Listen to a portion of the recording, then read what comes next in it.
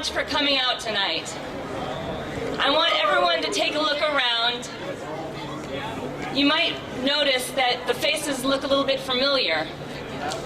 We've actually been fighting for this planet and for the health of this region for a couple years now. We've been under attack by the coal industries, and now, Friday, we heard about this supplemental environmental draft statement that was released conveniently on a 3:30 right before the Super Bowl, hoping that we wouldn't notice. But we did notice. Yes. We noticed. Absolutely.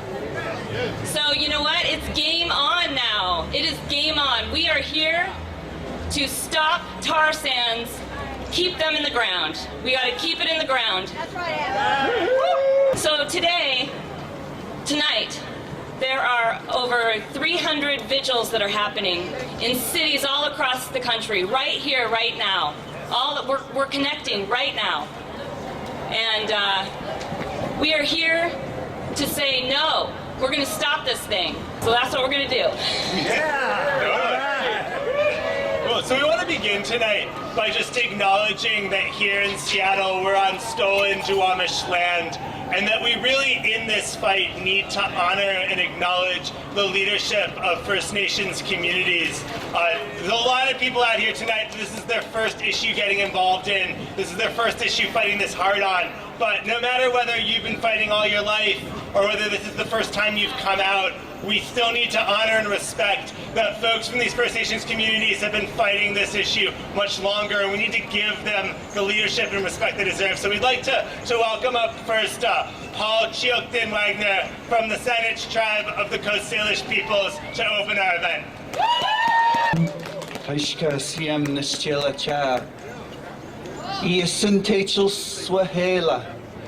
Good to see everybody at Nate on this night.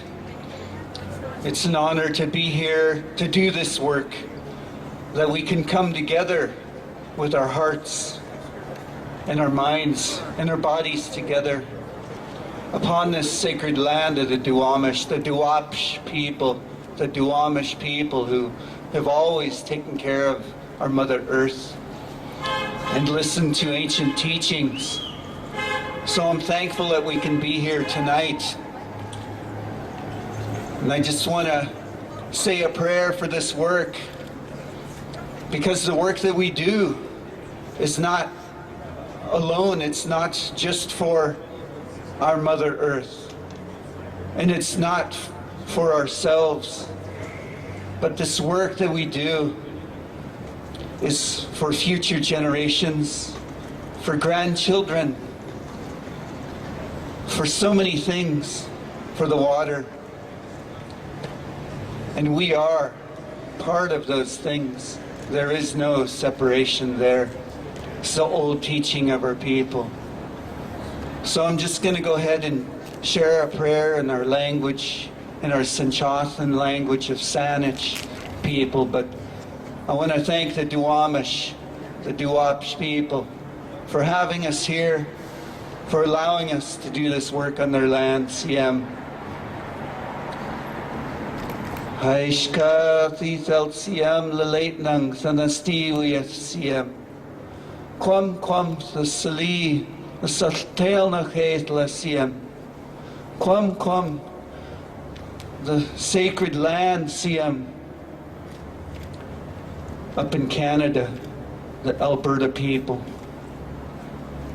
Strength for them, strength for all of our people here upon Mother Earth. Spirit. Blessing the work that we're going to do tonight, that we will have the strength of our ancestors here, right here beside us, right on our shoulder, giving us strength so that this work that we do will travel and it will have no boundaries. I thank the Spirit for this work, CM.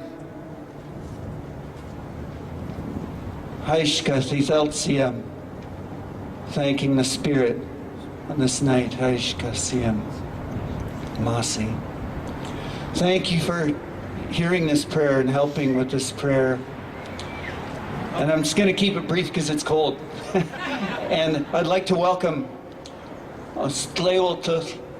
Brother Chief Reuben George here to do his good work. CM.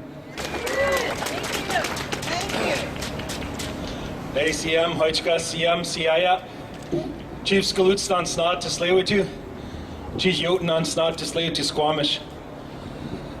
It's funny, our political leadership and the distractions that they think they could, with the football game on, and they think they could slip things by. But what I'm concerned about is the people that we gotta touch.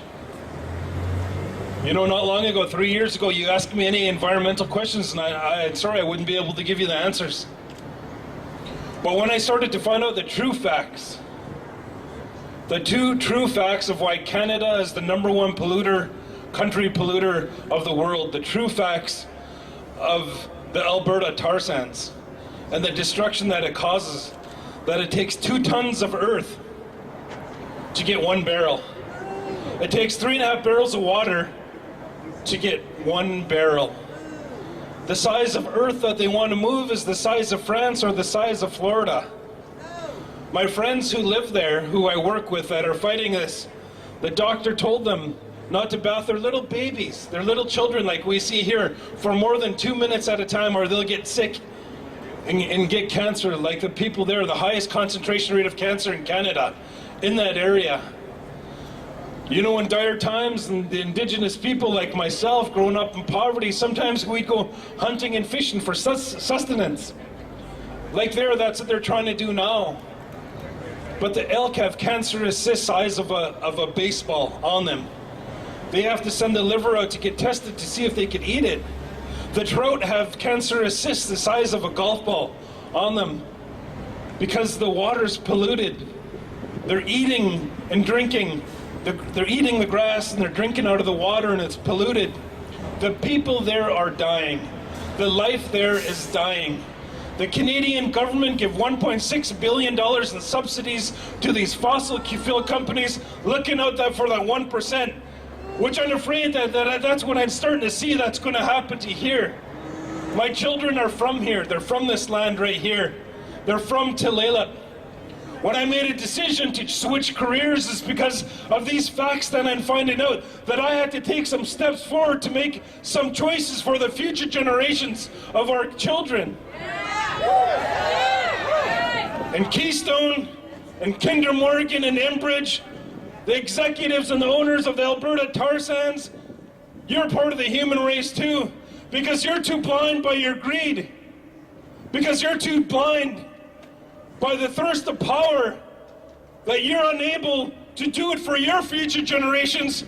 My family, with each and every one of you, will do it for you too, because you're part of the human race. We'll stand up and fight for your children. We'll stand up and fight for your future generations.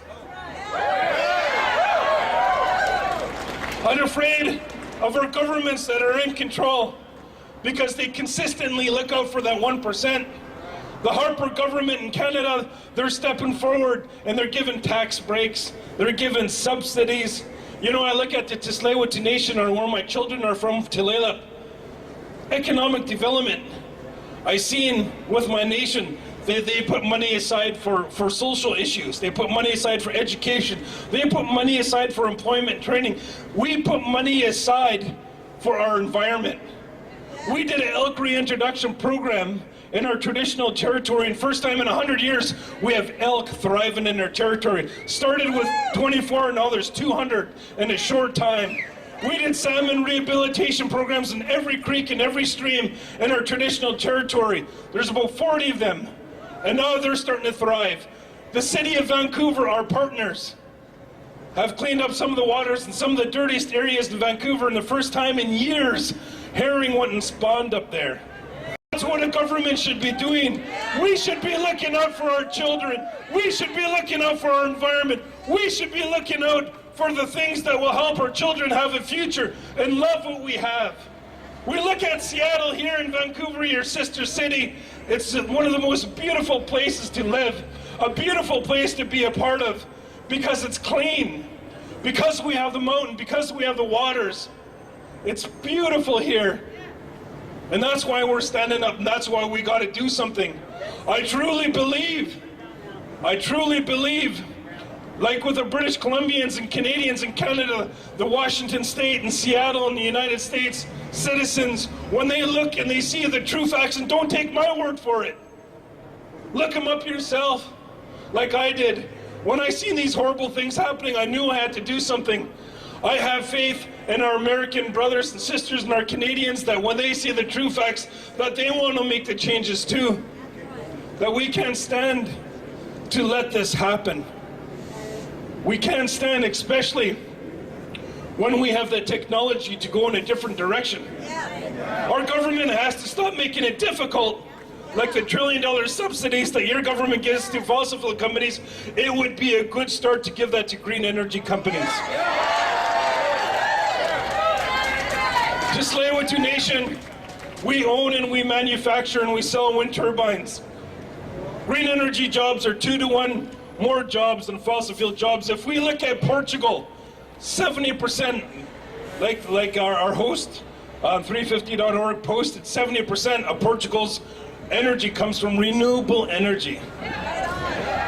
Our governments say they're building these to have a better economy. I'm sorry, I have to say this and I have to be blunt.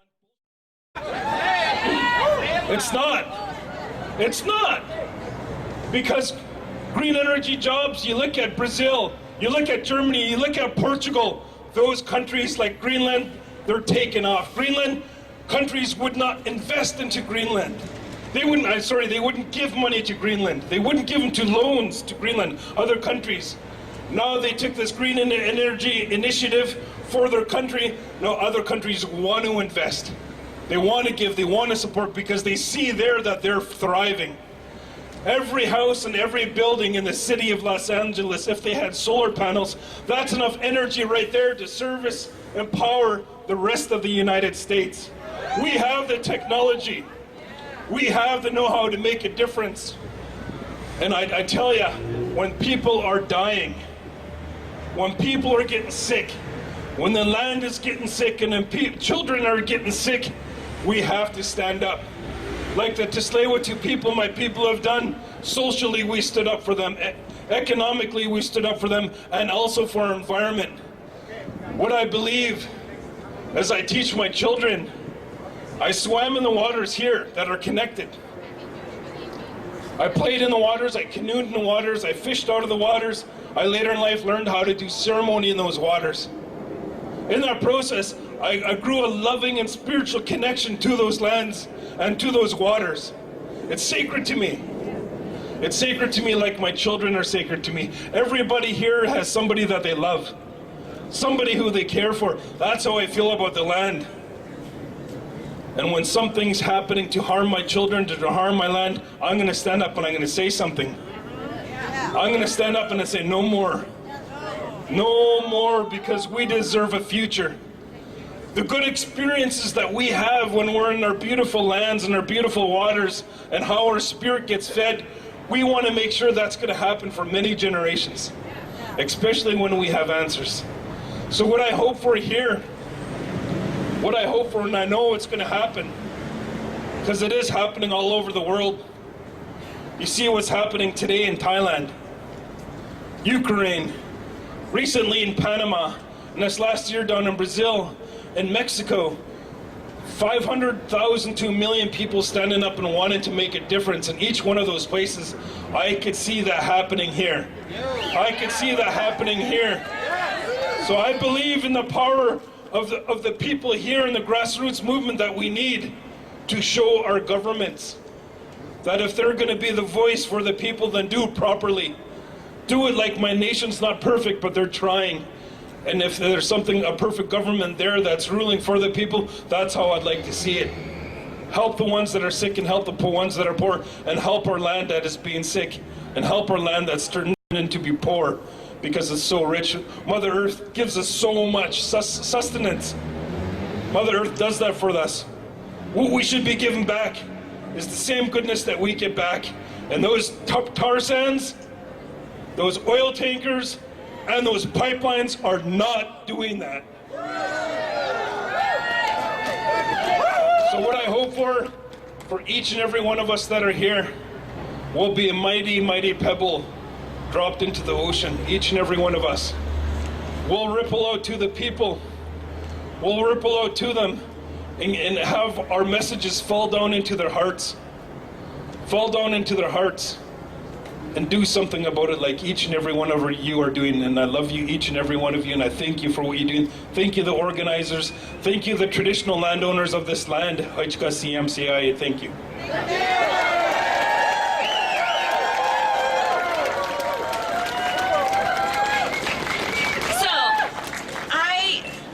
Don't know what I'm doing.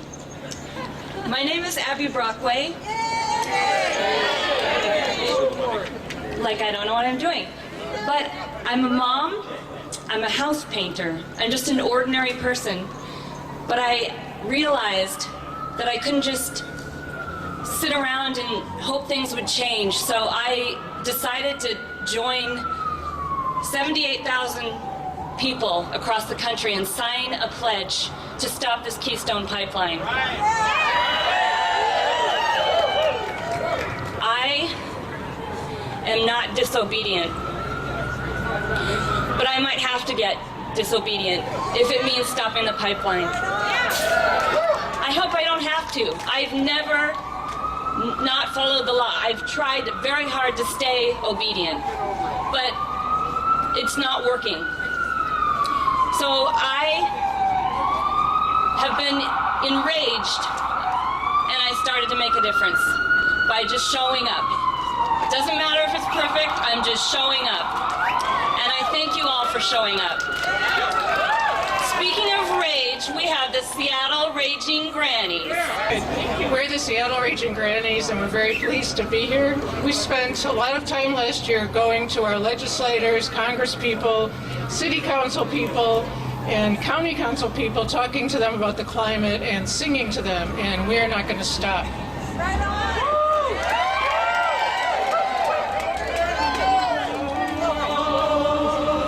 We're a gaggle of grannies, urging you all for your families. We're raising our voice, we want a new choice. No Keystone Pipeline. Well, the decision is pending. This is the message we're sending. We must draw the line while there's still time. No Keystone Pipeline. We're telling you, Obama, that you must say no. If you approve the pipeline, your words are just for show. So join this gaggle of grannies. Get up off of your fannies. We're telling you now, we're angry and how. No Keystone Pipeline. We really mean it. No Keystone Pipeline. We mean precisely no Keystone Pipeline. We will say it very nicely. No Keystone Pipeline. Read our lips. No Keystone Pipeline. And in case y'all don't know, oh, am I feeding back? You're good. I'm good. In case y'all don't know, these are some women that don't just sing the talk or talk the talk. These are some women that have put themselves on the line time and time again and put their bodies in front of the systems which are destroying this planet. Many of these women have signed up to be a part of that pledge of resistance. And we hope that y'all join them. So as you probably know, we're gathered here today because last Friday, the State Department released a report which said that they find the Keystone Pipeline has no significant impact on climate change. Yeah. The reason they're they're saying that is because they don't think the people gathered today are going to have a significant impact on climate change. Their entire finding is predicated on the idea that if we beat Keystone, if they don't approve that project, then the oil companies are just going to find some other way to get tar sands out of Alberta and into market. Exactly. Maybe one of those ways that they think if Keystone isn't going to go through that they're going to approve is tripling that Kinder Morgan pipeline up in Vancouver and sending hundreds of tankers through the Salish Sea threatening these waters. Another way is putting that tar sands on trains and shipping it through downtown Seattle down to Port Center Court. Or a third way is pumping it into our refineries by expanding the tar sands pipeline that runs right here in Washington and poisoning our communities with sulfur dioxide too. What they don't realize is that this movement can beat all of those projects. That we can fight just as hard on all of the local extreme energy fights here in Washington as we're fighting nationally to stop this pipeline. And we're not going to let any of them go through. So it's time that we have to step up. And it's going to be a really hard fight. I'm really glad that folks are out here with the Pledge of Resistance. 75,000 people who have pledged to commit civil disobedience, to take direct action if the president approves this pipeline or moves towards approving it.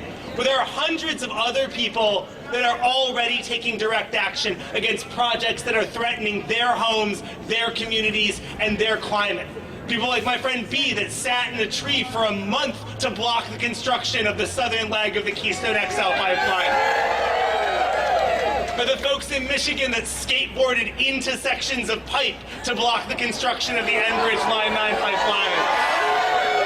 Or the folks up in Ontario that blockaded and locked themselves to the pumping station which is being upgraded to shove tar sands through Ontario and out to the East Coast.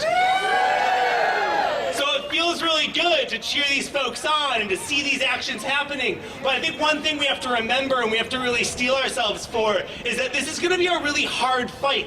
And that people are making real important sacrifices to be in this fight and to protect their communities. And if we're going to be in this for the long haul, we need to rally around those people and support them so that they know that what they're doing is making a difference. We got some really hard news last week. The Michigan three women, 2 grandmothers and a great-grandmother who locked down in front of construction equipment to stop the construction of Enbridge's pipeline in Michigan. Women who live next to the largest onshore oil disaster in U.S. history, who lived a few miles away from the Marathon tar sands refinery, spitting poison into their communities. They were convicted of 2 felonies last Friday. They're facing sentencing. They could be doing 2 to 3 years in prison. Right now, they're in a jailhouse in Kalamazoo County. They're being denied access. They're not even allowed to see their families until after sentencing in March. We do have a way to support these folks, though. Over by the table where you got your hearts, there are blank index cards. That's the only way we're allowed to send messages to them in jail. It's really important that we send messages to these women, that we let them know that people around the country know that they're in there, that we're behind them, and that we're supporting them, and that we're not being intimidated by this action, that we're still coming out, we're still taking action, and we're still prepared to stop this stuff. So if you fill out a message on one of those cards, give it to anyone with a red armband. We're going to make sure that those cards get mailed to the jail and delivered personally to them. Once again, I just want to say their names because I think it's really important they get heard. Their names are Lisa Leggio, Vicki Hamlin, and Barbara Carter. Can we get a little cheer for Lisa Leggio, Vicki Hamlin, and Barbara Carter? Barbara's about to become a grandmother. Vicky's about to become a great-grandmother. These folks had really strong and important reasons. They knew exactly what they were risking when they locked down in front of those equipment, when they refused to take a plea bargain, when they stood in front of the judge in court. They knew exactly what they were risking.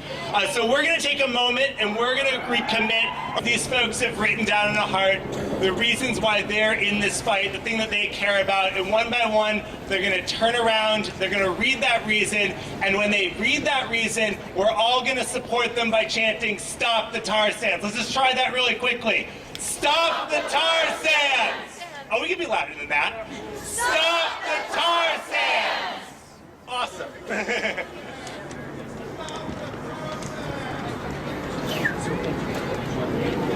I want to stop the tar sands for my children, for our ecosystem, all of us, and creation, and especially so when my 15-year-old looks at me and says, "Mom, we're killing our planet," I can say I did everything I can. This way. Can everybody move this way, please?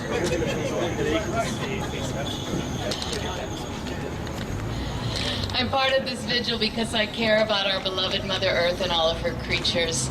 Stop the tar sands! I'm a part of this vigil because I care about the colors of the earth and I want to keep our skies blue and our seas green. Stop the tar sands! I'm part of this vigil because I care about our earth and know that XL pipeline is the wrong direction. Stop the tar sands! I'm part of this vigil because I care about my grandchildren. Stop the tar sands! Please help stop KXL and stop the pipeline and help Mother Nature. Stop the tar sands! I care about our world and I'd like to say please stop KXL. Stop the tar sands! I'm a part of this vigil because I care to see the U.S. take a leadership stand in investing in renewable energy and not in fossil fuel. Stop the tar sands! I'm part of this vigil because we got to take into consideration the true cost of doing this. We need water for life, and the tar sands and the pipelines and the spills, they our water.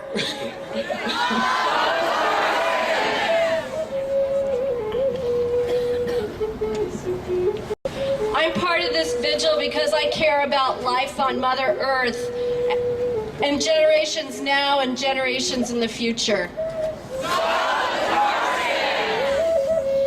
I'm part of this vigil because I care about life.